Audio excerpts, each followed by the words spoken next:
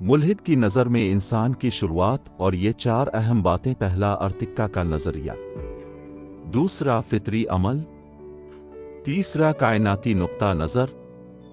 चौथे, मजहब का इनकार। मुल्हिद एथीस्ट की नज़र में इंसान की शुरुआत का तसव्वुर मजहब के बजाय साइंसी बुनियादों पर होता है, क्योंकि मुल्हिद अमूमन किसी माफौक अलफितरत हस्ती या तख्लीकी कुव्वत पर यकीन नहीं रखता। इंसान के आगाज के बारे में मुल्हिद आम तौर पर इर्तिका, एवोल्यूशन के नज़रिए को तस्लीम करता है, जो कि साइंसी शवाहिद पर मबनी है। मुल्हिद के नुक्ता नज़र से इंसान की शुरुआत। एक, इर्तिका का नज़रिया।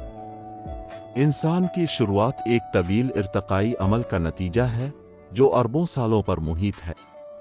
जिंदगी का आगाज तकरीबन 3.5 अरब साल पहले हुआ, जब जमीन पर पहली बार यकखलवी जानदार ऑर्गेनिजम्स पैदा हुए। इन जानदारों ने वक्त के साथ मुख्तलिफ शक्लें इख्तियार की और लाखों साल के इर्तिकाई अमल के बाद पेचीदा मखलूक़ात, कॉम्प्लेक्स ऑर्गेनिजम्स वजूद में आए। तकरीबन 2 लाख साल पहले होमो सेपियंस, जदीद इंसान, का इर्तिका हुआ, जो अफ्रीका में इब्तिदाई इंसानी नस्लों से पैदा हुए। 2, फितरी इंतखाब, नेचुरल सिलेक्शन। चार्ल्स डार्विन के नज़रिए के मुताबिक इंसान की इर्तिकाई तरक्की का सबब फितरी इंतखाब है, जिसमें जानदार अपनी बका के लिए माहौल के मुताबिक ढलते रहे।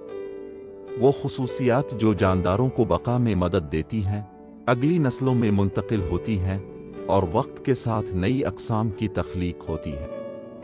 3, कायनाती नुक्ता नज़र। मुल्हिद के नज़दीक जिंदगी और इंसान की शुरुआत का ताल्लुक कायनात के आगाज, बिग बैंग, से भी जोड़ा जा सकता है, जिसके नतीजे में अनासिर वजूद में आए और बाद में जमीन पर हयातियाती जिंदगी तश्कील दी। इंसान भी उन्हीं अनासिर से बना है, जो सितारों की मौत के बाद वजूद में आए थे। 4, मजहबी तख्लीक के नज़रिए का इनकार।